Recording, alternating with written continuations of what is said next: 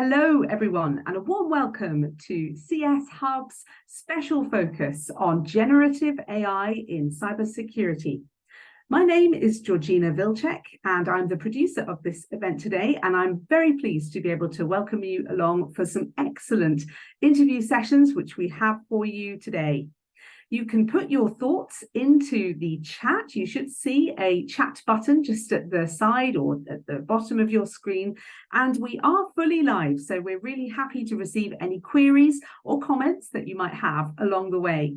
We want it to be as interactive as possible, so please don't hold back.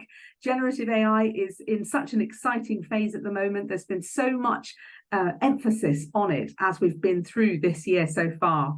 And there are very many varied opinions, particularly within the cybersecurity community, about how businesses and indeed ourselves as cybersecurity professionals might be able to get the most out of it. So I'm very pleased for our first session as part of this event today to welcome Paul Rains, our first interviewee. He is the CISO at UNDP in the States. And Paul, I'm very pleased to welcome you here. I think if you just come through the backstage door, we should be able to accommodate you within the front here, and we can get underway with our conversation. Paul, are you able to join me? Well, while Paul is getting sorted, I can see many of you hovering as participants in the audience. So please do take the time to let us know your thoughts about this very important topic and put your questions for Paul into chat. While you're doing that as well, I'm also very pleased to say we've got a couple of polls. Perhaps at the outset, while we're just waiting there for Paul to get sorted, we might launch a quick poll. I'd be really grateful if you can let us know your thoughts. So the first poll, which we have for you, should be coming up on your screens right now. And it is all about generative AI adoption. We'd love to know, are you considering using generative AI systems within your organization to bolster cybersecurity defenses in particular? If you've been following the output that IQPC have been putting together over the last few months, you'll have seen we have had many different generative AI events looking at how it permeates into different sections of industry. But it could be said that, of course, cybersecurity is the glue. It's relevant to every single industry, cybersecurity, and therefore generative AI, as we're seeing it coming through, whether it's to do with making sense of customer trends or making it easy to engage with customers, or whether it's simply actually helping behind the scenes with process excellence and so on. There are so many things that we need to be aware of. From a cybersecurity standpoint, as we know, there are lots of things that we can utilize generative AI to help day to day, to perhaps speed up the interpretation of threats, and priorities are going to be tackled. So many different ways in which it might be something which can be advantageous rather than something that we need to fear. But as we go through today, that will be one of the chief things that we'll be talking about. To what extent can we actually trust generative AI to be a tool that is going to be really useful to us, rather than something that's going to get in the way and perhaps open up increased threats from the outside world. So I'm going to just end the poll there. I think it's quite interesting to have a look at what you all think. So you've all answered. Thank you ever so much. We have had some great responses. So at the moment, yes, 75% of you are saying that you are considering using generative AI to bolster cybersecurity defenses. That's very impressive indeed. I'd love to hear in the chat, please, from anybody who answered no, what your current reasons for that might be. I'm sure everybody would be really interested to find out what your reservations are, particularly me as well. So having been looking at this very consistently over the last few months. So please do put your thoughts into the chat there. So the next question, which we have for you, is also on cyber attacks with generative AI. So I'm going to launch this one for you as well. How confident are you that your organization is properly prepared to handle generative AI cyber attacks? perhaps that's a bit of a negative way of thinking about generative AI, but we do have to be realistic. Obviously, if we're going to have that increase in technology capability on the inside of the company, then it follows that hackers can try to use it to their best advantage as well. And that might mean increased cyber attacks. And certainly the experts we've been talking to over these last months have been very much cautioning that. So really interesting to see your thoughts coming through. I shall just leave it a little bit more. There we go. So if I share the answers with you, it seems that we have a bit of an even split in the results here. So we have cautiously confident, not confident, and undecided, all sitting very evenly. Only 4% of you are very confident at the moment with how you can actually tackle generative AI. Perhaps that's to do with, of course, the fact that we are very much in what many perceive to be a bit of a hype cycle. It's a difficult thing at the moment to be able to judge how things are developing just because of the speed with which we've seen technology progress coming forward there. But really interesting that we've got a few of you, 32%, who are already cautiously confident that you can handle generative AI cyber attacks. Again, please put your thoughts into the chat there. It'd be really interesting to hear your thoughts about, why you've been able to answer in that way. And we'll try and factor some of your reflections into the conversation as we go along. So that's our introduction for now. That gives us a good launch pad with which to now conduct the conversations and the interviews that we're going to be having through the session. So I'm delighted to welcome Paul. Thank you very much for joining us. Once again, Paul is actually joining us as the CISO of UNDP in the States. Paul, perhaps you'd first of all like to tell us a little bit about the organization that you're representing. Right. Well, I think everyone here has probably heard of the UN. We are comprised of a number of different agencies that execute different missions for the UN. My agency, United Nations Development Program, is probably the largest of the UN agencies. We have about 28,000 people worldwide in about 170 different offices. And our mission, as our name suggests, is primarily helping developing nations with things like democratic governance, infrastructure projects, helping in human rights, especially women's rights. So I'm delighted to be here. That's fantastic. Well, thank you very much, Paul. I've just been saying, in fact, to everybody about the speed with which we've seen generative AI really take off this year, and also the huge increase in interest around the topic and wanting to really get behind it and hopefully maximize the efficacy with which it can be applied in an organization. And we've seen development on every front this year, haven't we? We've seen how people are using it to bolster their CX campaigns when they're looking out of the organization. We've also seen it utilized to great effect within operational excellence as well, and the nuts and bolts of how the organization fits together.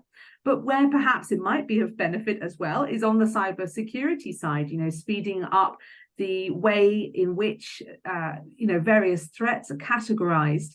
And for that, I'm really going to turn to you to ask your thoughts initially then on whereabouts in the organization you see that it can be of most use, and really where you think and how you think the cybersecurity professional will be able to potentially make most use out of generative AI professionally as we go forward. Right. Well, I think AI is extremely important, that every cybersecurity professional become up to speed, if not become an expert in this area. I know within my own team at UNDP, we have weekly sessions, 1-hour sessions, where we discuss AI, some of the latest developments, what's going on in the news. And as it pertains to cybersecurity, I think probably the 3 areas that I think that it's going to most have an impact is, one, will be in, I think, user awareness. You talk to cybersecurity experts and they always talk about the weakest link being the uninformed user that does something stupid that didn't get the memo, and they cause a security incident because of something stupid they've done. Well, with AI, you can actually have agents, that can intervene and say, did you know you're getting ready to expose sensitive information? Do you really want to do this? They can help them with their awareness campaigns to make users know about what the cybersecurity policies are and what they should and shouldn't be doing. So that's one thing. A second thing that I think AI is going to have a huge impact, if you look at the strengths of large language models, is to be able to take enormous amounts of data and to be able to ingest that data and make sense of it. And it's a labor-saving device that can be applied toward incident response. So imagine, if you will, you've got all these different events reporting across your all the different platforms in your organization. You've got a SIM that's ingesting these events. If you had an AI co-pilot looking at these events and incidents and making sense of them, perhaps even detecting incidents and alerting you, and then recommending what you should be doing in response to those, that would be an enormous help for a cybersecurity professional. And then a third area that I think is going to make probably the biggest impact is in probably in governance, risk, and compliance. Whenever I talk to lay people about cybersecurity, their impression is that a cybersecurity professional sits in a darkened room in front of a monitor going head on with a hacker, and trying to counter each other's chess moves to who's going to break in or who's going to protect the organization. The reality is a cybersecurity professional's life is much more prosaic than that. It's about checking to make sure your policies are up to date, making sure the security configurations are as they should be, making sure that people have updated their business continuity plans and tested them. A lot of really pedestrian work. And I think this is another area where AI could be a big assistance in helping us to perform those actions. So I think AI is going to be a huge difference to the cybersecurity professional. That's great. I mean, you're very positive about it, Paul, and I guess everybody here on the call today is probably sharing that optimism to a certain extent, because obviously it is new technology. We're all keen to learn how we can utilize it to best effect. So the fact that you're sitting there embedded in industry and really positive about this technology is great. I mean, we ran a poll, Paul, just as we were coming in to this session, and actually there was a little bit of caution mentioned from some members of the audience who are saying that they don't necessarily feel ready yet to be able to work with generative AI and handle any breaches that occur due to the generative AI capabilities of those hackers out there, which presumably we're beginning to see happen now. So what needs to happen in order for companies to feel increasingly safe around generative AI and working with it? Well, all those cybersecurity professionals who don't want to do it, whether you want to do it or not, it's going to come at you because users are going to be asking for it. And I'm already getting all these business requests of things that are happening. I've actually had cyber incidents in my organization that have happened because people are already using AI bots, in their work. And it's we're a Microsoft shop, and so Microsoft is going in AI big time. So whether or not you like AI, it's ready or not, here it comes. The way I'm handling that, I think right off the bat, you've got to revise your policies. And so what we're doing is we're following industry best practices. We follow ISO standards in my organization. So I'm in the process of rewriting our cybersecurity policy to take into account what AI controls should be in place when you're using that technology. And so we're using a new ISO standard that's, I think it's called 23894. It just came out in August, I believe it was. And so it's an ISO standard on risk management with AI. And we're taking some of the recommended controls in that standard, and we're incorporating them into our cybersecurity policy. So that's one area that I think cybersecurity professionals need to do right away, is revise their corporate policies. A second thing is I wouldn't be afraid of AI. In fact, I would jump in with both feet. Microsoft will have a new product, Security Copilot, that we're going to be using as quickly as we can. And it will do a lot of the things that I was talking about earlier that will help you with user awareness, incident response, and with GRC.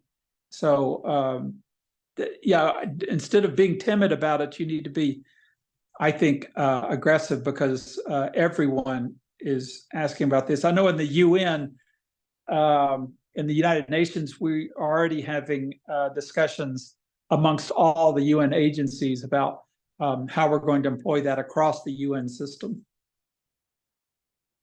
So from your perspective then, your advice to everyone is just to get on with it and not to avoid looking head on at this issue and trying to move quickly so you don't get left behind or eaten up by competitors and so on. You really believe it's going to take off big time?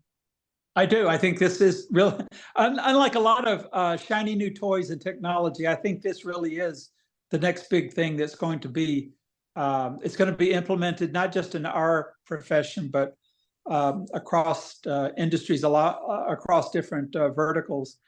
And it really is going to change things in ways that, we probably can't now even imagine. Exciting, that is. So everybody, if you've got any particular questions that you'd like to have answered by our experts here today, please do put them into the chat. We'll be tackling as many of them as we can as we go through, because we are fully live today. So anything you have to contribute, or any interesting things that you've learned along the way, particularly over these last months in tackling generative AI, please do share them with us all. We'd all love to learn too. Paul, has a great vision there for how generative AI might be useful. I mean, Paul, you were also mentioning that you were thinking that possibly it might be beneficial to join up with partners that are a real sort of specialist knowledge in this space, rather than trying to go it alone with generative AI. Is that something that you would recommend to everybody, to be as strong as possible on it?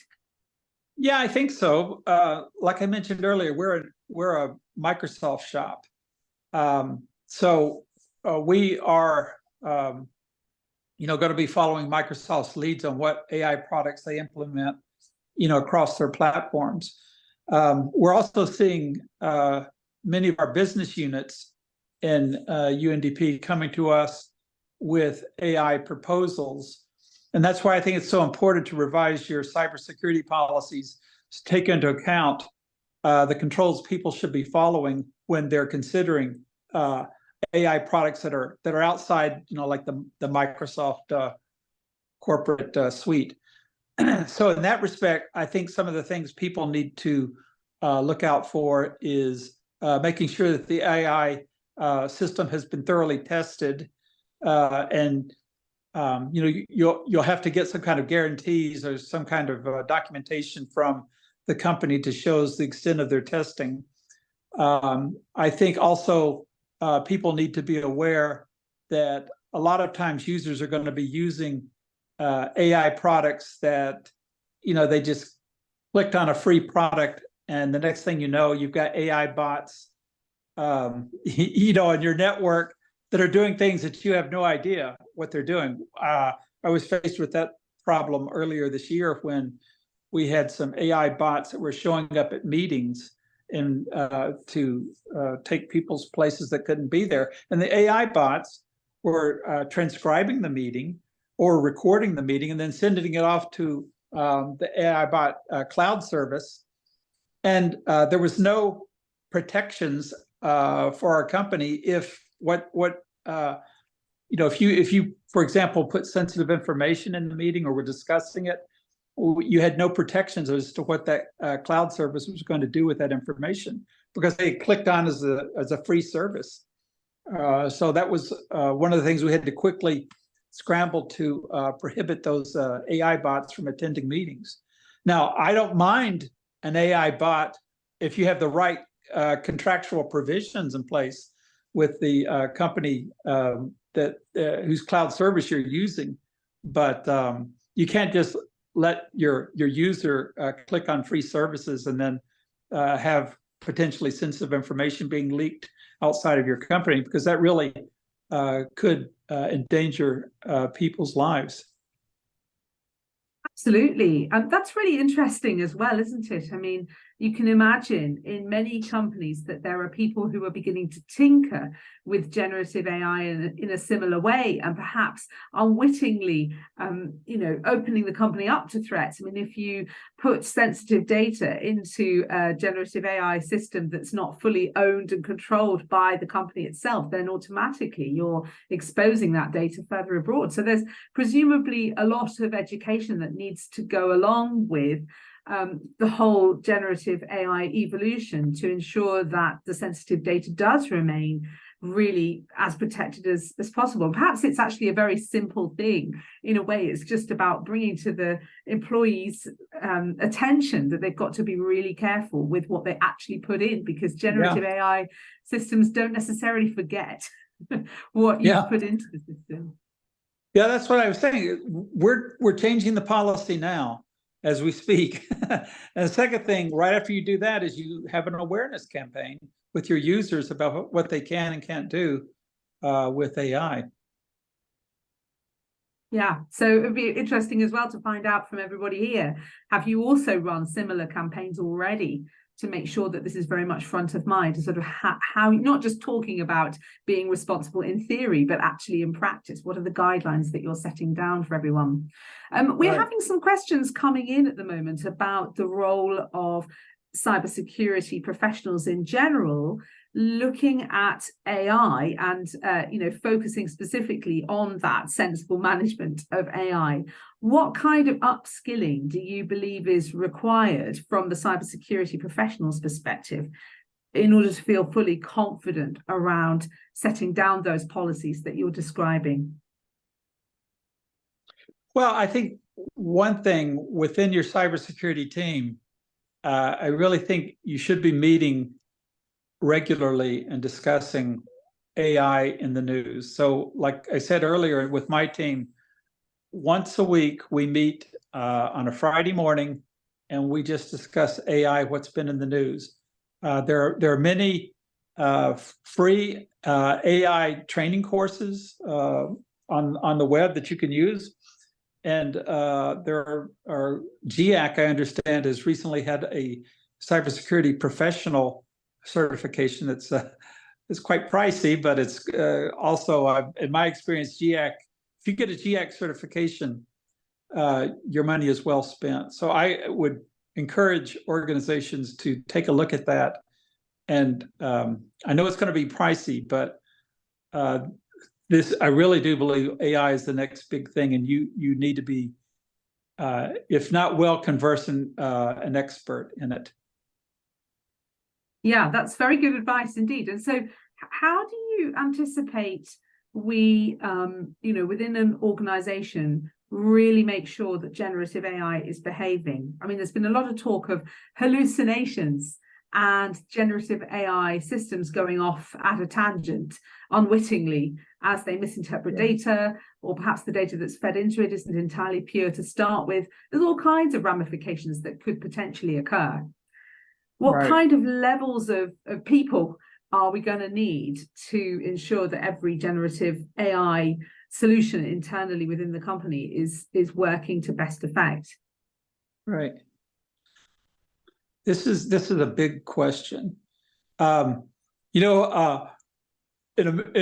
American corporate world, there are two favorite expressions.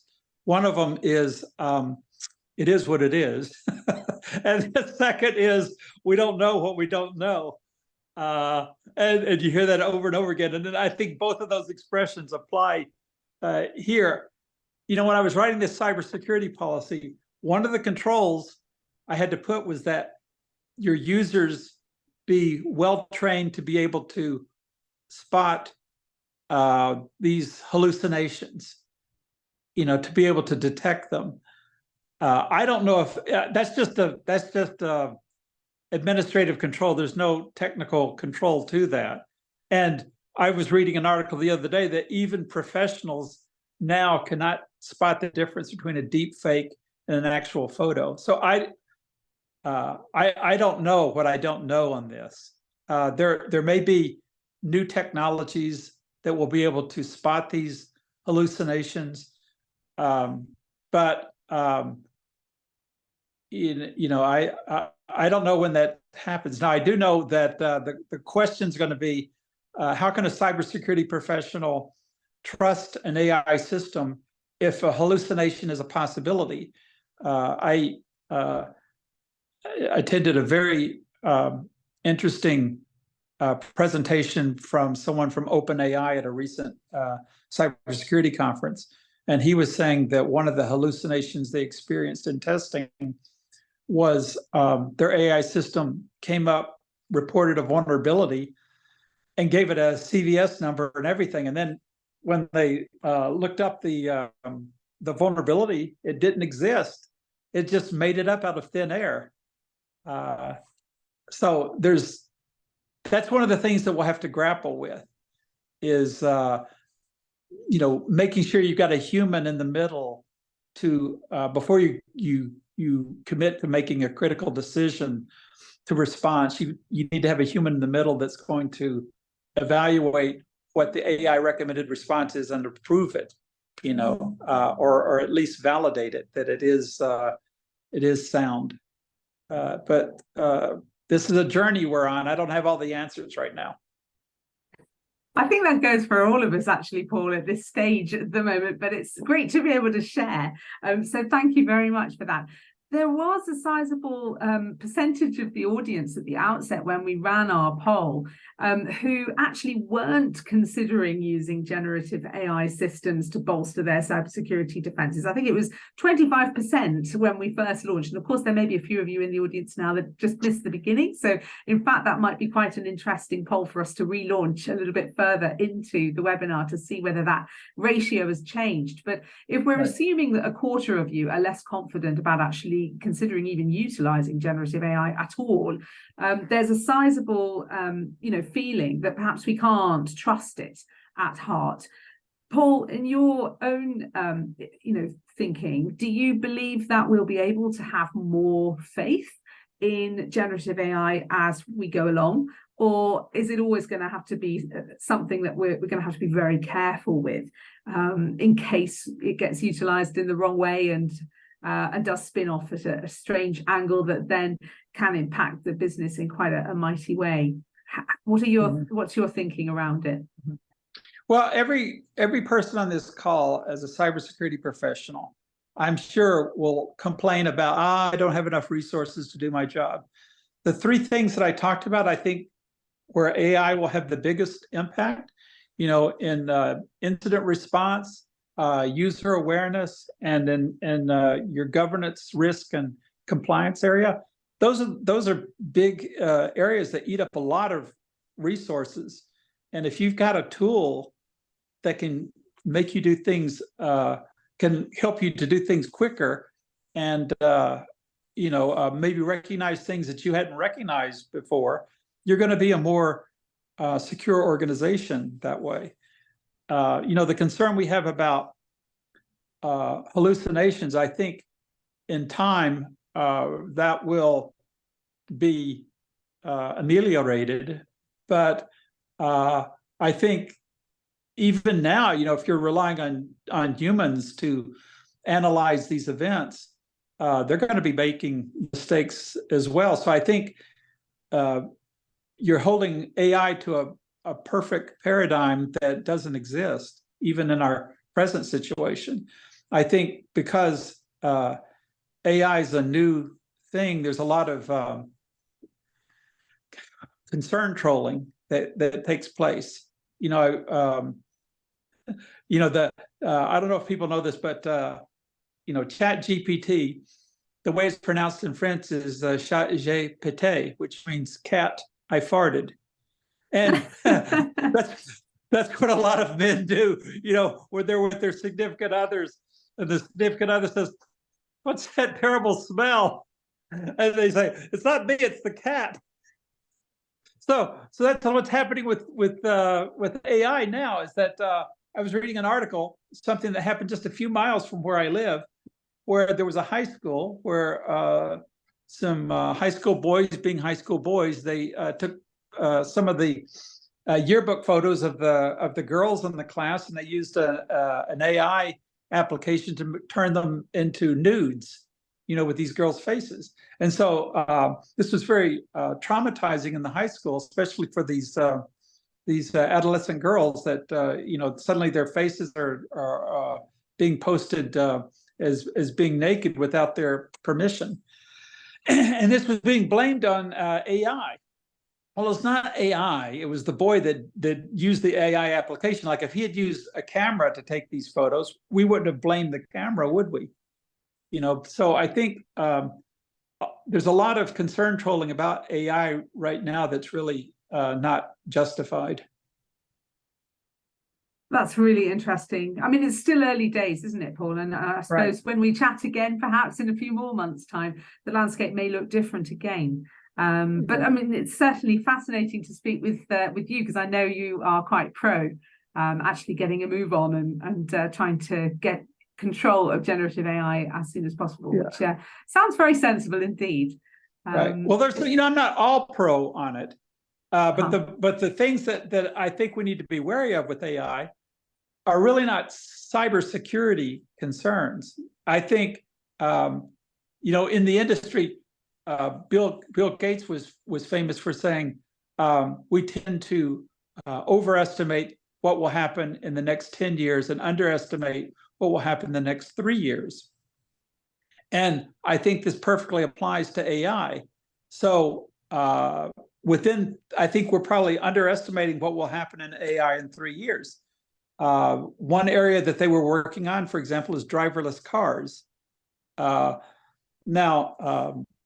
if driverless cars suddenly took off, can you imagine the number of people whose professions would be at risk? Think of all the people that would drive a taxi or an Uber or a Lyft or a truck driver or forklift driver.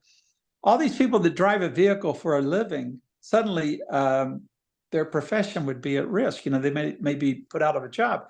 And if you were a truck driver for, say, 30 years, it's hard to say to that person, "Oh, but AI is generating other jobs. Go out and retrain yourself and get yourself an AI job." That's not going to happen, between you and I. So I think there are systemic risk to the economy that will happen because of the introduction of AI. I think every white collar profession, in general, if you think of what a white collar job is, it's someone who has had training to be able to ingest information, add value to it, and then turn it around to the person. A toy example would be, you go to the lawyer, you explain your situation, say that you want a will. The lawyer says, "Okay, I know all of the applicable laws and tax laws," and they go off and they generate a will, and they come back and say, "Okay, thank you very much. So it'll be $1,000 for my services." But if you can do this with a AI product for $50, and it's just as legal and just as effective, then most people are going to make that paradigm shift, and they're going to prefer the AI. The thing about the driverless cars, if people want to know how quickly did that happen, well, ask yourself the question, how quickly did people switch from taking taxis to taking Uber and Lyft? In my recollection, that took place over a period of about 5 to 7 years, because people saw with these Uber and Lyfts, they were cheaper, and I typically got a better car and it was a more pleasant experience. Instead of having to pay the taxi driver there as you're waiting in the airport and everyone honking at you, you wait till later and then pay by credit card on your iPhone. It's just a better experience. And the same thing's going to happen with AI. So when I say things are going to happen, we're underestimating things that are going to happen in the next 3 years. I think we really are. And we're going to be shocked by how quickly AI changes a lot of different professions. And like I said before, I don't know what I don't know, but I do know it is going to change things. Well, thank you so much for sharing that with us, Paul. Much appreciated. And really, it would be fascinating to come back and let's meet again in a few more months and see how everything's gone. But I appreciate the kind of predictions. It's got us off to a great start today. Much appreciated. Okay, it's my pleasure. Thanks. Thank you. Yeah. So having heard from Paul, and thank you very much to those who have already put their questions into the chat, just to emphasize, we are fully live for anyone who's just come in. We're very happy to answer any questions that you might have along the way. I'd like to thank Paul once again, but also now welcome Dennis Labour, who is the Director of Cybersecurity at the Honest Medical Group, to come through and join us for his reflections now. So thank you very much indeed. While that's happening, and anybody who has just joined us, we ran a poll just at the outset of this session. And in fact, it was quite an interesting set of findings that we had, but I'm conscious that not everybody has actually taken part in this poll because a few more of you have actually kind of come through since then. So I'd like to relaunch it if possible. I'd be really grateful if you could just have a go. So let me see if we can do this for you. I'm hoping you can now see that up on the screen. It's about generative AI cyber attacks and whether you feel that your organization is in fact properly prepared to be able to handle any generative AI cyber attacks that come through, which I think is the grand fear of 2023. When I speak to lots of cybersecurity professionals, that's very much something that they're a little concerned about. So yeah, let us know what you think and how far along that curve towards confidence your own organization is. It would be great to find out. And now that we've got quite a few of us here and watching, I can see already that, in fact, the statistics are changing. So if you haven't already voted, I'm going to give you a few more seconds to do that while we're getting started. Dennis, welcome. Thank you ever so much for joining us today. It's great to have you with us. And Dennis is actually, as I say, the Director of Cybersecurity at the Honest Medical Group, also in the States. So Dennis, tell us a little bit, if you wouldn't mind, about Honest Medical Group and what it is and whereabouts exactly you're located. Yeah, absolutely. And glad to be here. Hello, everyone. Honest Medical Group is located, the headquarters is in Nashville, Tennessee. I actually work from Memphis, Tennessee, and go into Nashville about once a month. Honest Medical Group is a startup. The whole premises of Honest Medical Group is to provide value-based care. So it's that whole encompassing package of taking care of a patient. So moving away from the standard U.S. line item healthcare, where you go to your primary care doctor and you get a bill, and you go to a specialist and you get a bill. We try to encapsulate all that. We have home visits. We make sure folks that are facing food insecurities, maybe have challenges reading their medication so they know how to take their medication. We just take that value-based care and have a goal of changing healthcare in America to reduce costs for patients and increase lifespan and healthy options and lifestyles for the individuals here in America, and hopefully go global. So fantastic. Well, a very important organization indeed. So I'm going to just end the poll that we've got here on the screen. Thank you very much to all those who have contributed to that. I think you'll be quite interested to see the results. So it's slightly changed from earlier on. We have a few more people now feeling really confident with how their organization is prepared to handle generative AI. I mean, it's 13% is what it's saying on my screen, which is up from 4% at the beginning of the webinar. So due to those extras those who've now joined us, still quite a slim margin of people who are really feeling prepared. And I guess the rest of us are all sort of feeling our way, either cautiously confident or not confident, in equal measure, 33 and 35% there. So we've got a lot of work to do. Through the conversations that we're holding in this event today, our aim is really to help you feel more confident in being able to take charge with generative AI and not have it run the way you are operating in your organization, but rather the other way round, how we might be able to use generative AI as a real tool that can be useful to the cybersecurity professional inside an organization. Paul obviously has done a great kind of overview of his thoughts on how the evolution of generative AI might be helpful in lots of different areas of the company. And he quite clearly, firmly believes that this is something that isn't just a flash in the pan. It's going to be something that will always be with us now. And he foresees a real revolution around that. So Dennis, as we begin our conversation, it would be really interesting to hear whether you agree with that position, whether you're slightly more cautious than Paul about how we actually launch ourselves into this generative AI enabled universe that we seem to find ourselves in. What are your thoughts as we begin? So going after someone that you agree with makes for the most boring webinar. So we're looking to just go, I agree, and we end, right? We're done. But having the mentality and the understanding of technology, AI is here to stay. It's not going to go away.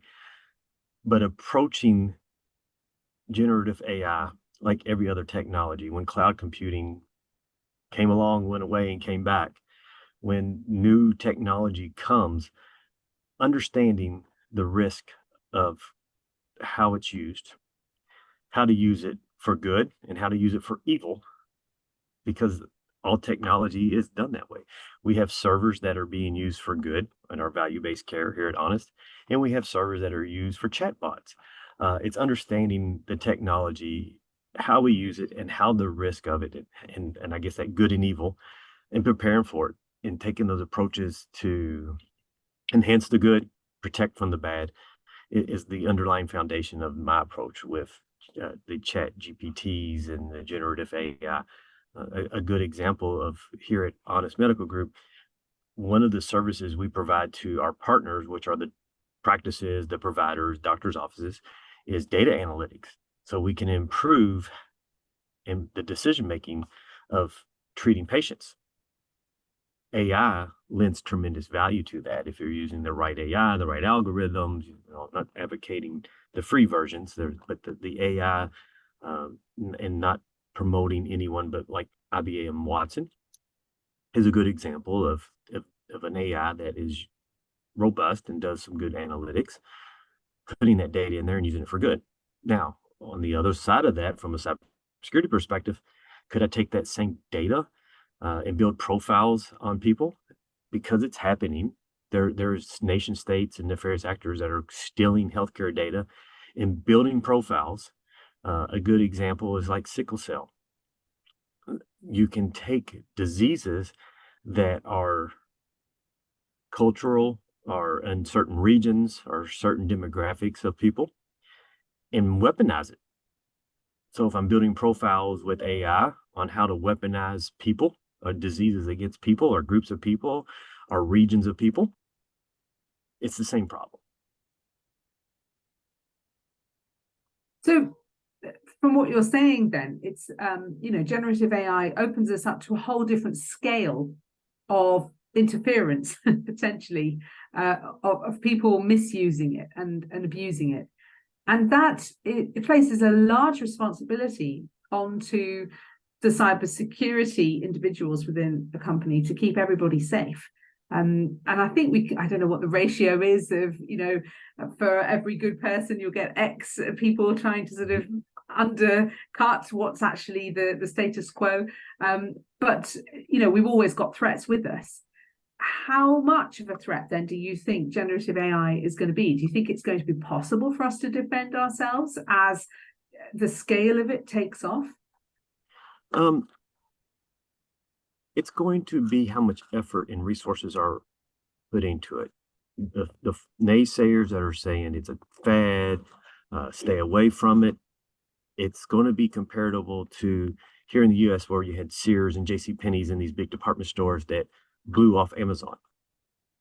Now Amazon's here and they are gone. You're going to face that same type of approach if you're not preparing for it now. So if you prepare and pair this with items like quantum computing. So you take the example of data encryption and you look at the hashes that are hard to crack and break now, but once quantum computing is put into place, it takes seconds. If you're not preparing for these things now, if you're not doing those risk analysis, if you're not thinking creatively of how it can be used and how it can be misused, you could fall by the wayside on this. You think about when the shysters on the street corners did the 3-card Monte or the shell game. Phishing attacks and a lot of the attacks that we see now are just simply human psychology, social engineering. Now it's done through technology. This is that next iteration of how does AI help us and hurt us? How does future technology such as quantum computing hurt us and help us? And if you're blowing this off or you're ignoring it or you're saying, oh, it won't happen to me, or we're not ready, or we're not willing to provide the resources to us, there'll be new Amazons and there'll be your company, which are Sears and J.C. Penney's, that no longer exist. So do you see this really as a very crucial moment then, where we are all changing within industry, that people have really got to be on it more so than last year? We're Yes. not just seeing a hype wave. You think we're really seeing something which is going to completely fundamentally change the way which we work? I think it's going to fundamentally change the way we live. The U.S. government put out a advisory in 2022 or 2023, sometime during the pandemic when we were all sitting at home. So it's hard to remember because it was like we were home and sleeping, right? And I don't want to misquote it. So you can fact check it and get the facts from memory here. 2025 was their date of you should be ready for quantum computing. And they actually put out, here's the steps you need to do now in whatever year it was, 2022, 2023, to be ready for what's coming with quantum computing in the year 2025. How many of you have done that? How many of you have even seen that? So they were like, this is what you need to do in 2022. 2025 is not very far away. And the older we get, time passes faster, it seems. 2025 will be here and you won't be ready. You will already start down that path of being irrelevant, being left behind, not being able to keep up, behind on advocating the resources needed to get caught up. And you go from a prepared state to a pants on fire response. The proactive option is now gone. That's fascinating to hear. Absolutely. And it goes together with what Paul was saying about how many people always underestimate how much change can occur in the 3-year period. And they look ahead to what life might be like in a decade, but they forget how quickly change can advance when it's going to come. So I suppose that's a lesson to all of us there. We've got a very interesting question which has come in from within the audience that I'd like to put to you, actually, Dennis, sort of connected with that. And it's about, it says, how have AI technologies improved, or maybe how will they improve, information sharing among cybersecurity professionals? I think the sense being that if we actually share the way in which we are tackling, any enhanced threats that are coming about because of new technologies such as quantum and generative AI, we can be stronger together. Do you think that this is likely to unite the cybersecurity community to be a little bit more collaborative than they have been historically? It's my experience that the cybersecurity community overall, globally, we love to share information. We understand the importance of collaborating and sharing and helping each other, learning from one another, learning lessons learned, learning indicators of compromise. So the first part of that, yes, there's going to be an enhanced need around this. A lot of times these collaboratives. In America, there's the MS ASOCAs, there's the health ASOCAs, there's all these information groups, there's global groups, any of the conferences. The conduits for sharing is in place.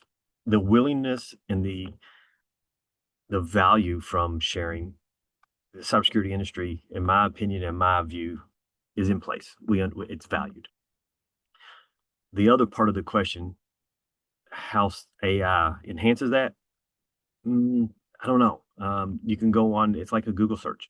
You can go on and use AI to get some good information. You still have to have that critical eye and critical thinking around what you're getting. I don't see the enhancement yet solely from information sharing. I see opportunity. The sharing, in my perspective, is already there. Yeah, it's a good question. It's an opportunity for sure. Absolutely. And so we've spoken a little about those opportunities. Looking at it the other way around, we've had a sizable portion of the audience say that their organization isn't yet ready when it comes to generative AI. What are the chief things that you think might be holding us back at the moment from being able to really tackle it? I mean, Paul was mentioning that all the policies need to be rewritten, essentially, to make sure that how they use generative AI is very much front of mind with everything that's happening across the company. What more do cybersecurity professionals need to do in order to prepare their organizations? Is extra tools that need to be brought in to help a company to get ahead? What can they do to shore themselves up? The first thing that comes to mind is to be apostles of the need.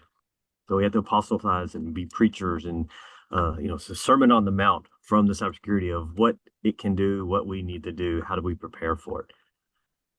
That's going to be the foundation of getting the other items that will make us successful. One, the company has to understand the value and the risk, so the good and the evil of it, how it affects the company. So we start thinking about that. Then helping guide the allocation of resources. These are budgetary items. Simple and foundational cybersecurity lacks now in a lot of organizations due to the lack of understanding and the lack of budgetary resources. This is going to just be another item. So where nation states and hackers, that is their focus and that's what they invest in, we have to have the organizational needs of the business. The mission of the business is not cybersecurity. So we have to be able to relate how cybersecurity contributes to those foundational goals. And it's just another item of these long lists that cybersecurity professionals have to manage. The regulatory compliance, the privacy, they're in the EU, the GDPR. How does all that relate to those controls? How does it relate to the bottom line of the organization? So a lot of organizations, if you have an organization that has, you're blessed if they say, here is our stated goals and missions. That is where you have to start relating these items such as generative AI and your complete cybersecurity program to those. Speaking about the risks, speaking about the dangers is paramount. However, you don't start there. You start with, we have a stated goal of increasing patient enrollment by 30%. Then going, here's how AI contributes or harms that. Here's how cybersecurity relates to that. And oh, by the way, these are the resources I need to address that. If I get them, here's the positive impact. If I don't, here's the negative impact to that patient enrollment by 33%. And that's the only way that we're going to get there. Fascinating. And it's obviously a very big journey in order for us to reach that. We've spoken about how society is changing, how the companies that we're working in are potentially likely to change as a result of generative AI. I mean, it stands to reason that the more things that you can automate and make controlled by generative AI systems, perhaps certain employees will be able to throttle back and concentrate on more strategic aspects of their role rather than doing all the dross and the difficult bits, or the bits that are easy to automate but take a really, really long time if you're doing it manually. I'm sure that will really appeal to everyone to be able to, the idea of being able to utilize generative AI to cut down the those menial tasks that take a very, very long time, so they can concentrate on what they believe to be important.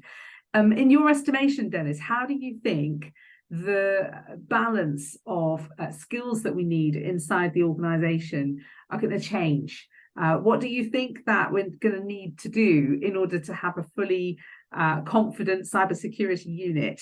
How many people are we going to have to employ to make sure that the generative AI tools that perhaps we look to implement to keep an eye on external and internal sort of threats are well managed? Will there be a different balance in terms of the number of human staff to the number of machines that we use to help us? That's a good question.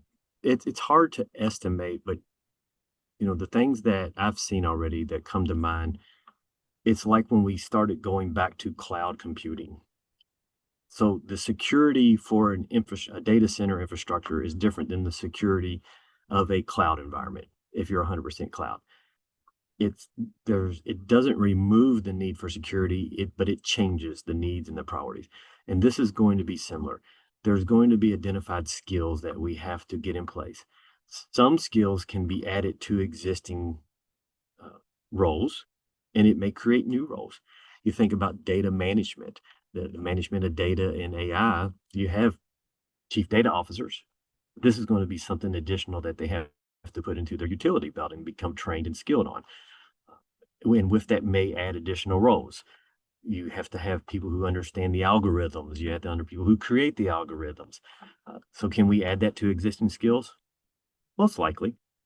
Is there items that we don't know that we'll have to create new skills? Most likely. So it's difficult to answer. It's going to be a journey. The foundations are not in place, but as we get those foundations in place and this progresses, there will be new roles created, new training needed. You think about the quantum computing example. How many folks in your environment right now on your IT team are highly skilled at quantum computing? How many folks only know quantum computing by the name quantum computing, but don't really know what quantum computing is? It's that same shift from physical data centers to cloud environments. How many folks use Active Directory, and how many folks are using Azure? There's a new skill set. The concepts are similar, but there's a whole new skill set. So how many of those folks can be trained up to the new things, and how many folks are just going to have to get training? That goes back to our educational. I teach at several universities. Is the coursework we're teaching future stated? And you talked about that rapid change. I think America is a great example. I always use America as a great example. America's been around about 250 years. But it started with people coming over in covered wagons and living in log cabins, to the rapid technology to change in just 200 years. So you take older countries like EU and China, where they've been around for millennia, right? Thousands of years. That rapid advancement in technology has never been seen before. So how do you adjust and change for that? So that's an example of how you think about what we need to do and how we need to do it rapidly. That's it. I mean, it was mentioned earlier on about, the different kinds of threats that we're likely to see coming through as a result of generative AI as well. So, the increase in deep fakes, that with the human eye, you really just cannot necessarily tell if it's a real person or not. And the ingenuity of, really unusual and innovative threats is likely to increase as we go forward because of the enormous range of hacker possibilities that generative AI systems can perhaps put forward to those who really want to mess with the system. So internally, I guess we could end up in a situation where we're going to be relying on machines and tools more and more and more in order to sort of steady the ship and make sure that we're watching all areas. What would your best advice be to the cybersecurity professionals who are with us today on, what they need to do to implement new systems that are going to defend them as best they can in this very rapidly evolving technological era? Get a soapbox, stand on it, and shout real loud. Never stop talking about it. Plant the seeds now, but align it to the business.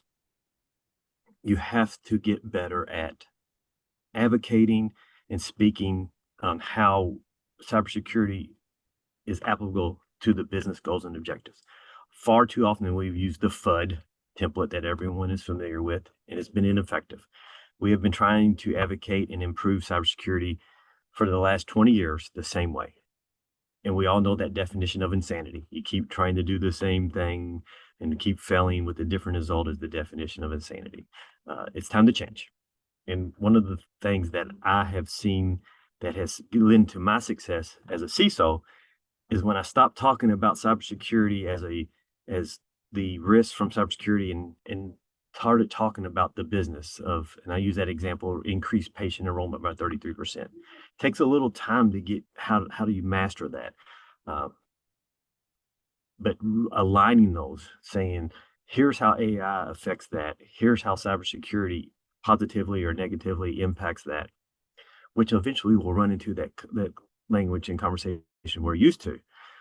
But that's what our executives in our organization hears. That sets us apart as the business leaders and the business partners, because we're not a sub-function, we're not a bolt-on. We are a business area. We are a business function. Our office of cybersecurity is no different than the office of finance or the office of procurement. And when you align it that way, you'll see the dramatic change and start getting the resources and the attention that is deserved so we can get out in front of these things.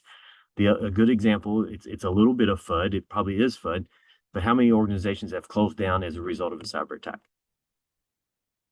How many companies have closed down because the CFO stole money? Big difference there. So having that conversation and allowing it is to me the paramount foundational steps of winning. Well, thank you very much, Dennis, for those reflections. And I'm sure it's very close to the mark of what we all need to know. So thank you ever so much. Again, it would be really interesting, won't it, for us to come back in perhaps another few months to find out how everything is developed from here. But thank you for all of your insights and your wisdom. And I hope that that's helpful as well within the audience. Yeah, a great time, and thank you very much for all of your input so far. So I'd like to thank Dennis at the end of this particular interview section, and also now to move to our next section of the webinar. So earlier this week, we actually caught up with Ash Hunt. Now, Ash is the CISO at Apex Group, and he's based on the other side of the pond in Europe, in the UK. We caught up with Ash to find out his own reflections on this enormous wave of generative AI systems that are coming in. Obviously, as a cybersecurity professional, he too is committed to trying to make sure that the organization that he represents is as steady as it can be in being able to cope with any enhanced threats that are coming through as a result of the generative AI capabilities that many hackers are beginning to turn to, but also to make sure that internally everybody is as protected as possible against the misuse of generative AI, just from people unwittingly trying things out and perhaps sharing too much data with the outside world and not being able to get it back again, all kinds of risks out there. So we wanted to record this interview. Unfortunately, Ash can't be here live, but I just want to emphasize to everybody that he's very sorry he can't join us right at this second, but very much open to your thoughts and comments. So please do reach out to him via LinkedIn if you'd like to find out more from him. But I'm just going to now play the clip of us talking so that you can hear his own reflections as well. And again, if you've got any questions that you'd like us to address, please do put them into the chat and we can certainly raise them as well. So thank you very much. Just bear with me as we start the video with Ash.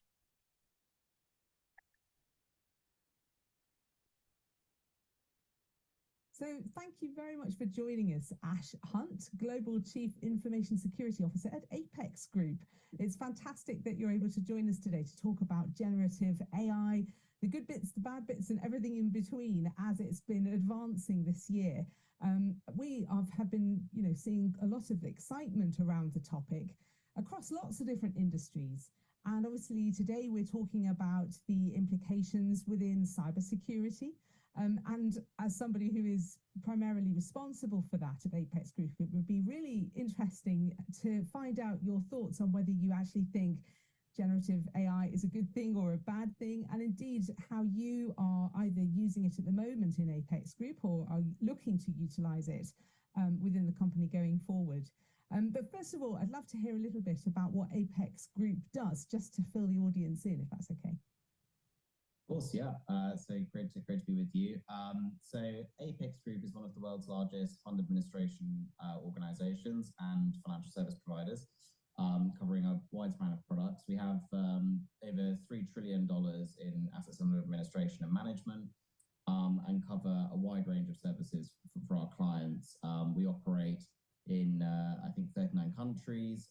We have something like 93 offices, so it's a very global organization with a huge footprint across the planet. And of course, that then means we've got a huge technology environment to look after.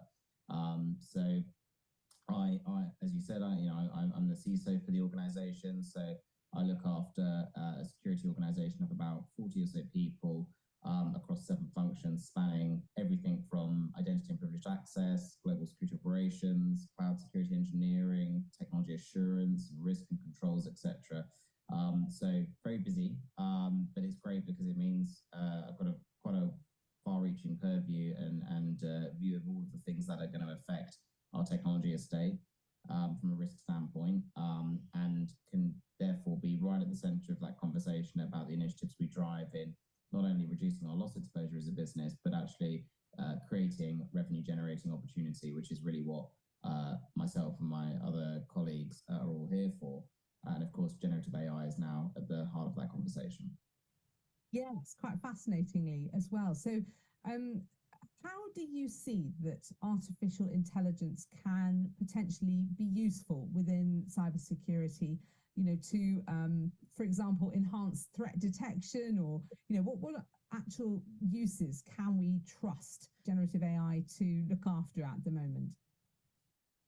So I think I probably take a broader view than sort of just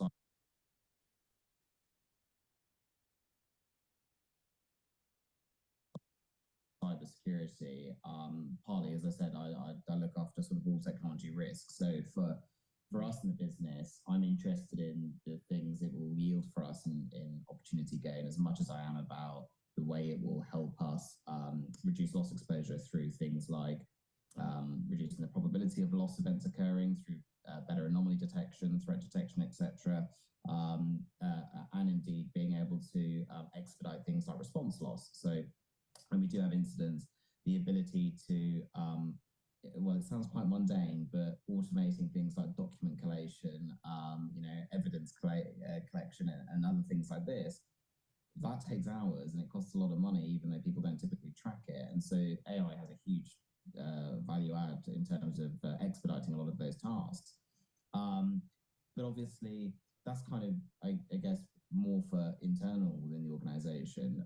When I look at my technology stack, a lot of either my existing products or the future strategic roadmaps for those products are going to have AI, quote unquote, in some form or another. So you see this from, again, the kind of efficiency side, where you'll have large language modeling and sort of chatbots that can help expedite tasks in platforms. But then you have products that are inherently leveraging things like machine learning and advanced NLP to be able to cut across huge swathes of data in rapid time, but more importantly, learn on that data, right? So it's not just about picking out anomalies, but it's about being able to say, well, those anomalies you're picking out are actually already contextualized to my business. They're the sort of threats that I need to actually worry about and go after. And being able to sort the wheat from the chaff. And that's very, very difficult when you're doing it, obviously, manually with humans. And so these technical capabilities now are getting faster, they're getting more accurate. But there's still a long way to go, right? We're only scratching the surface. But there is definitely huge application both within the sort of vendor side and in the technology stacks that we leverage, but also within reducing loss in a number of different ways within the organization as well. I mean, you've highlighted many different ways that generative AI can be applied there. And it's something which has just really caught people's imagination, particularly this year. I mean, I think we've seen AI coming within process optimization and all sorts within company infrastructures for a very long time. But this whole idea that you can actually talk to it in a very intuitive way and for it to just go off and get you the results you need is slightly different from, I think, how people were thinking about it before. Going back to what you said on the data side, I'm just thinking about the coding that is often required, particularly within more technological companies. They do require a lot of input on the coding side to make sure that their infrastructure is working correctly. This can obviously benefit them a great deal. But I guess what I'd love to ask is, do you think that an over-reliance on generative AI tactics in order to produce codes and maybe speed up the kind of production of new aspects of what those companies might be doing could in the end lead to a bit of a shortage in skills of being able to monitor those systems effectively, because they may not have actually written the code themselves in the first place, they've left it to the machines? Is there a risk that generative AI might spin out of control in that way? I think any technology has an exploitive limitation, but certainly when it comes to discussing AI, that we haven't reached the sort of nth degree of the capability. We're nowhere near it.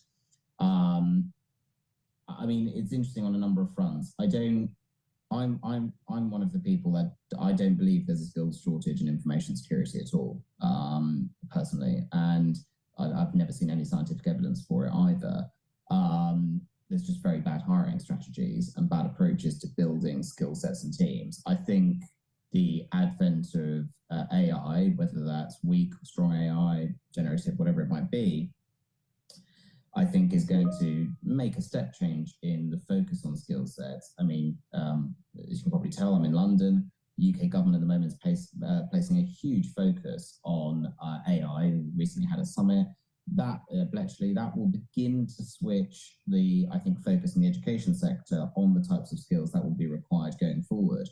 I don't think, I mean, if I look at some of the coding practices that happen at the moment with it, particularly from development operation squads or, particularly some of the modeling even that I do in quantitative risk, it's still low-hanging fruit, right? But they will get better and better. And ultimately, that's what we want. Why would we want to expend hours on something that a machine can do for us far better and far more accurate? And I think it's an important point as well to mention that there's a fear that, well, okay, that's going to kind of run away with itself, etc., and then it introduces a ton of risk. And there are risks associated with it, right? Things like prompt poisoning, data hallucination, all of these kinds of things associated with it. So there needs to be guardrails. But at the same time, the technology to weed out the vulnerabilities and problems in either those code bases that are being provided or any of the information out of an AI-based platform, those technologies that will weed out those vulnerabilities will get better and better and better alongside. So if you think of it in a kind of an arms race approach, it's just new technology. And my final point on that would be, there is people bandy around the label a lot, even though there's many forms of artificial intelligence, but I would argue none of them are artificial intelligence. I think we've seen essentially capabilities that are introducing advanced computational processing power. And that's really all it is. And that does then make you focus a bit more on, okay, well, what are the data sets it's actually training on? How is it training itself on those data sets, or how is it being trained on those data sets? There will obviously at some point, when we kind of hit the singularity where we'll get to far more advanced kind of true artificial intelligence, but we're nowhere near that yet. And it's great people are excited about it, because for years, information security products have been horrendously broken, as have processes and functional structures and programs within organizations, by placing so much focus on manual tasks. It's worrying how much of security is still very manually driven, and we've seen a step change in that in the vendor marketplace over maybe the last half a decade or more, which has been introducing increased automation. You look at SOAR capability, for example, in security operations. AI is going to help speed up that that switch to focusing on actually. Everything should be automation. I have a principle in my function. Everything should be automation by default unless it can't be. And so our transformation journey is all geared towards being able to automate absolutely everything as possible. And I think that's really something that's quite exciting. The other big fear, of course, is that if you automate everything, eventually people will have nothing to do. It has been voiced by very famous people that AI may take away jobs or certainly change the configuration of how people are hired and what they're hired to do within the company. How can you foresee that actually playing out in practice? Do you think it will transform the way organizations look?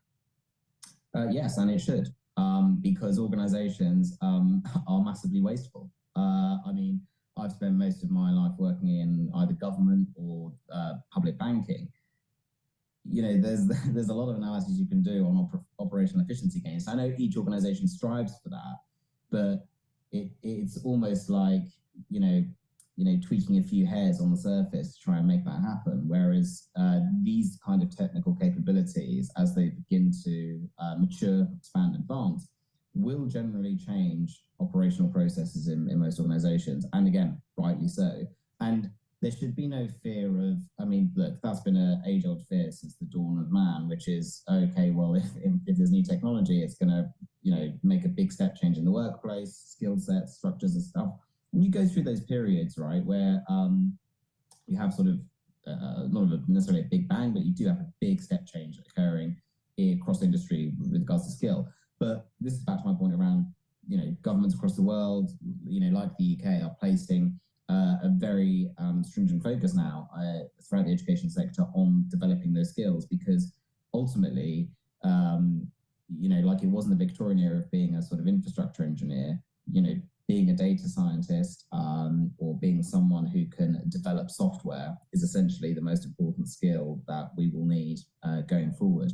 And you look at other countries in a competitive technology arms race, right? China's a great example against the US. They're making massive strides because they place such a concentrated focus on these skills. And so it'll mean people will just pivot. They will change and adapt and be freed up to do the things that the machines can't. And as I said, we are still a fair way off, at least, for getting to this kind of singularity-based artificial intelligence, which I think a lot of people think in their heads when, at least in public, when they talk about it.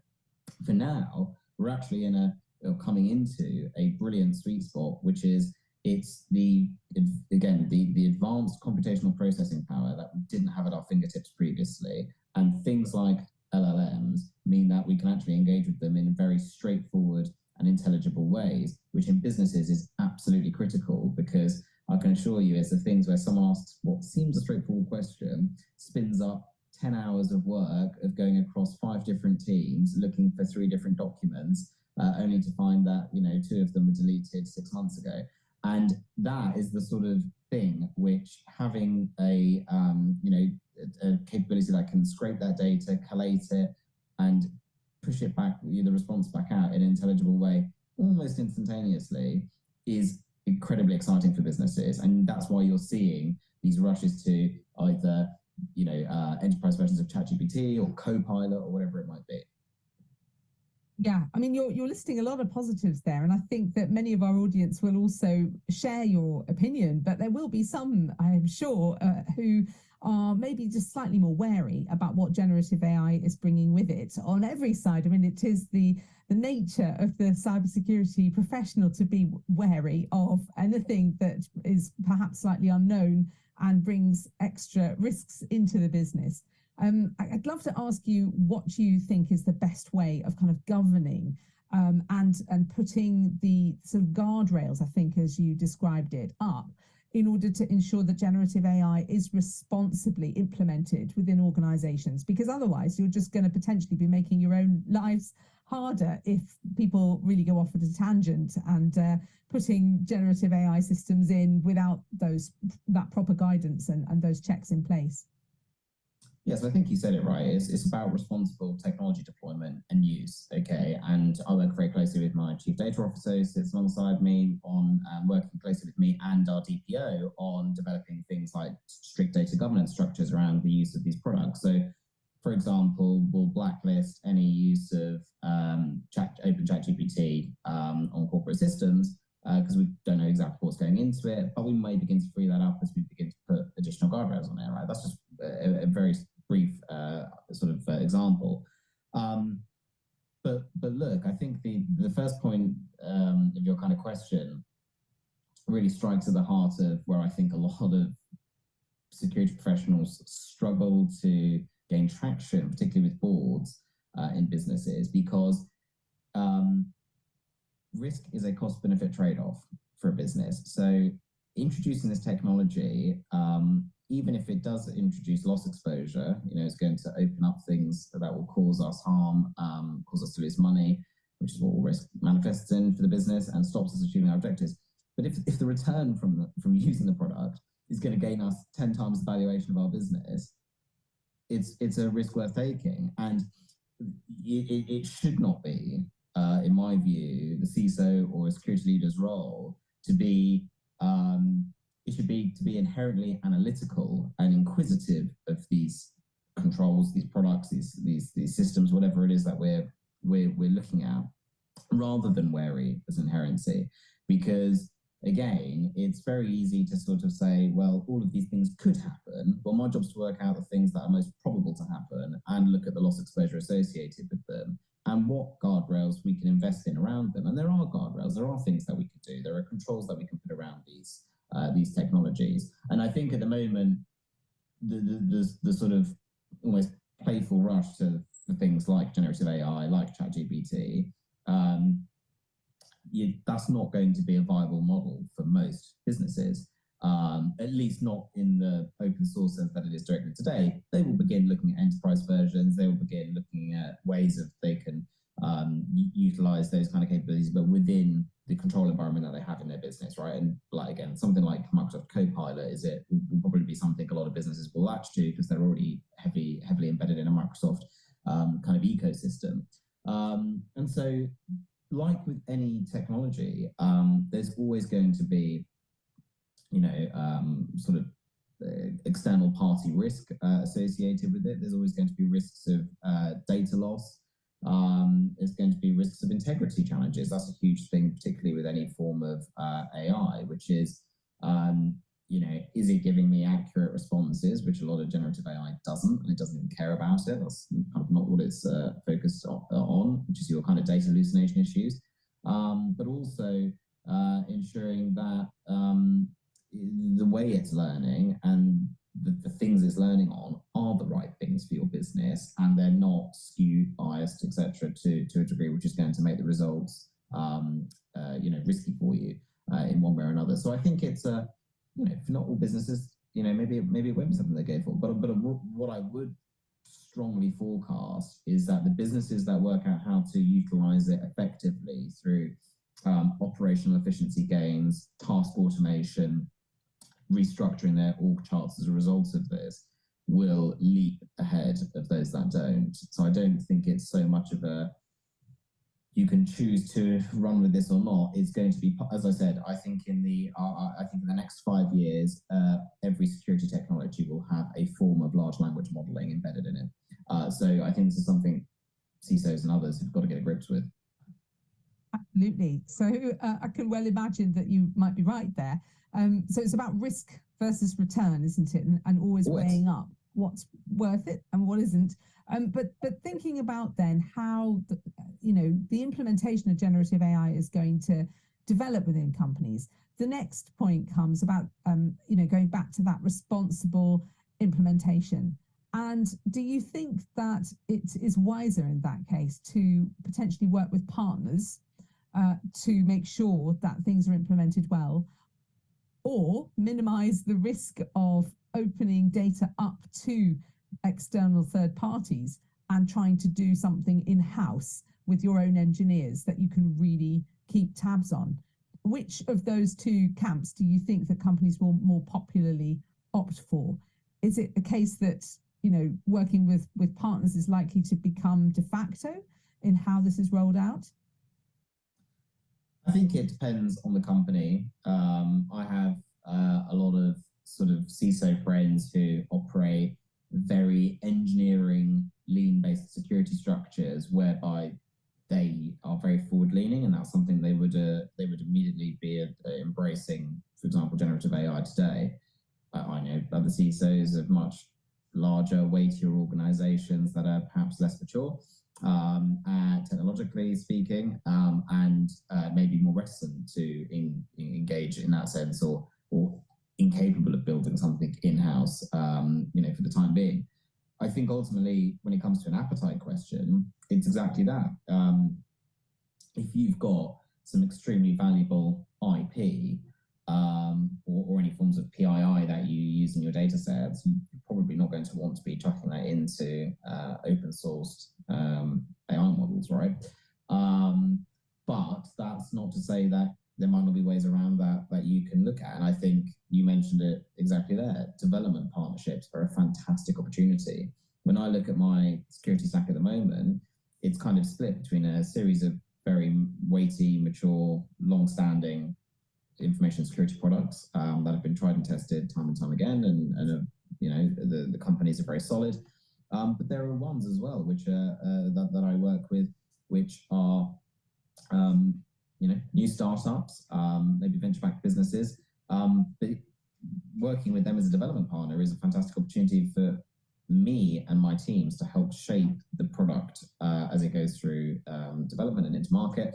And as a result, I think the more altruism, and obviously there's always going to be benefit for both parties, but I think the more CISOs externally engage with companies like that, the much better the product will end up being, right? And the more feedback we provide around things that we are and aren't comfortable with. I have conversations all the time around, well, we wouldn't be comfortable sharing this data, but we would be maybe comfortable sharing this. And so when you start getting into that conversation, you can really begin to help the market. Because I think for a long time, there was a lot of security professionals and others that were sort of criticizing the market constantly about the quality of the products that were being produced. And it's like, well, that's fine, but the onus is partly on us then to help them get into a space to produce products that we would want to buy. And in the AI space, I think this is going to be critical. There's no appetite for some kind of black box magic of all these fancy algorithms supposedly doing lots of amazing stuff for us, really advanced, sophisticated threat detection and things, but we don't ever really know what's going on. Then to the other end of the spectrum, right, which is actually, can I get results out of my platforms instantaneously in a way which can feed me? And I think as we go forward in the next 5 years, one of the things, in fact, maybe sooner than that actually, one of the things that I'm focusing on, I think that you'll see to be a lot more prominent, is decision analytics. So there's historically been quite a big delta between we're investing all this money in our technology platforms, across technology, not just within security. But most technology decisions are taken on a small subset of those systems and a very small subset of data from those systems. And a lot of the time, it's not what you find in reporting. It's things like, I need to know how many engineers I've got, how many hours a day they're logged onto that. So your capacity management piece. I kind of want to know how much I'm spending on my products and my general ledger information. Taking all that in is extremely time intensive and manually exhausting, and costs the business a lot of money to collate that info. But that is typically how decisions are made on data sets like that. And spend decisions are made on data sets like that. Generative AI and others have the ability to expedite those tasks massively. And so I think there will be a switch to focusing on the decision maker and decision science and analytics going forward, rather than just, I can find 10 more threats that we never knew about before, because you asked the question, so what? So, I mean, you've just highlighted another positive there, which is great, how you can actually use generative AI in practice to help yourself in your own role, which is great. A lot of people will take a lot of comfort from that idea that generative AI can remain a tool that can be helpful, rather than potentially taking over and causing more trouble than it's worth. How quickly do you think that we're going to see the wave turn from theory into practice right across industry? Is it something that's coming very quickly, or are we just, in your opinion, seeing a bit of a hype at the moment, which will die down and be a bit quieter after that? So I think, again, people need to sort of, and most technology specialists will do this instantaneously compared to the public discourse, but you need to sort of sort through the noise. There's this perception like this has just come out of nowhere. It's just not true. So, forms of advanced computational processing, which is really still in the space that we're in when we refer to AI today, has have been around for a long time, obviously have improved dramatically of late. And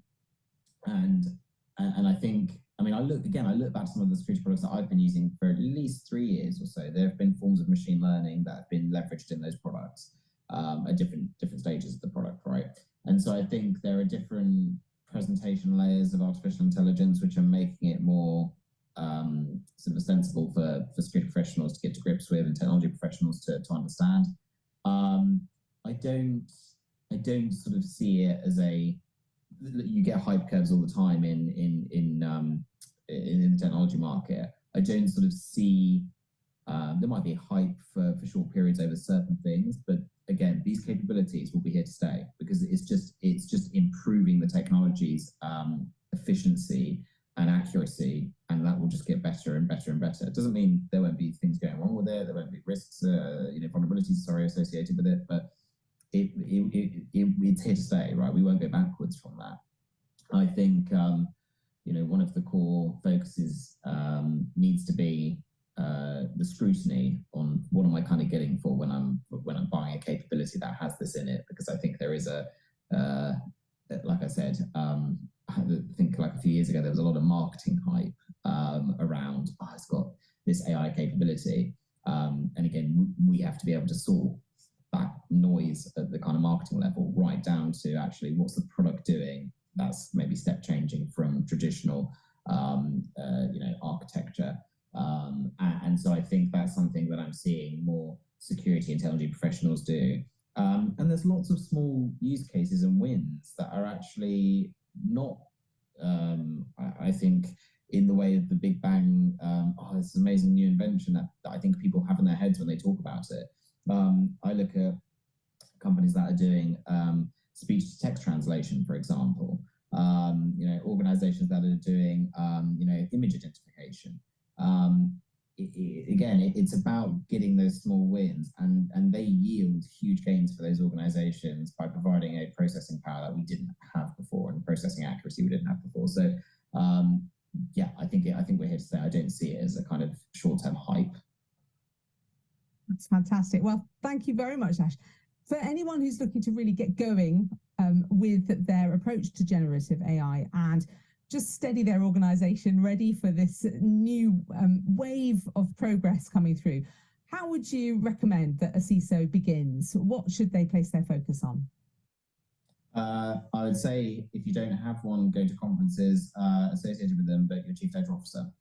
Right, I lean on him extremely heavily in this space because essentially it's a data analytics and science discipline, and if I want to understand it as best as I can, they're the people to go to, right? So I think, and they're very good at helping carve out again use cases within governance structures. You look at all of the things like data literacy, governance, and all the other host of artifacts they kind of help build out in organizations around data anyway.